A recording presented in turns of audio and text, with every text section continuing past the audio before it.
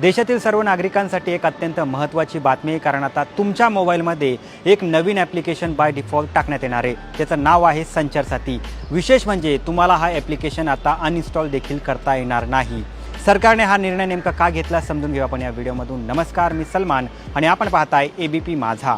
भारतामध्ये दिवसेंदिवस सायबर घोटाळ्यात वाढ होत आहे आणि त्यामुळे सरकारने हा महत्त्वपूर्ण निर्णय घेतल्याचं बोललं जात आहे. आता सर्वांच्या मोबाईलमध्ये संचार साथी हे नवीन ॲप्लिकेशन इन्स्टॉल करण्यात येणार आहे. विशेष म्हणजे आता ग्राहक याला अनइन्स्टॉल देखील करू शकत नाही.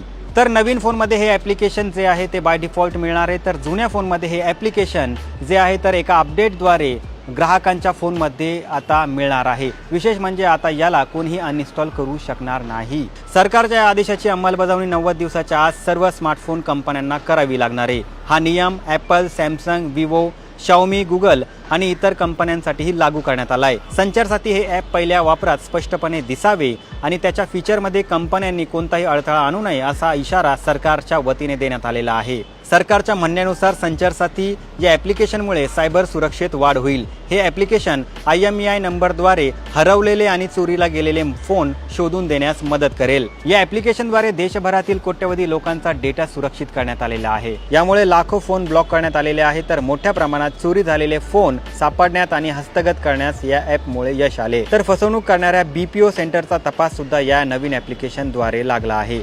हे ॲप मोठ्या प्रमाणात इन्स्टॉल करण्यात येत आहे, तर याची विश्वासार्हता आणि लोकप्रियता वाढल्याचे सरकारचे म्हणणे आहे. त्यामुळे आता हे ॲप्लिकेशन आता प्रत्येकाच्या मोबाईलमध्ये आता बाय डिफॉल्टपणे दिसणार आहे. सरकारने हा घेतलेला निर्णय तुम्हाला कसा वाटला आम्हाला नक्की कळवा आणि जास्तीत जास्त लोकांपर्यंत हा व्हिडिओ शेअर करा आणि पाहत रहा ABP माझा. ABP माझा, उघडा डोळे बघा नीट.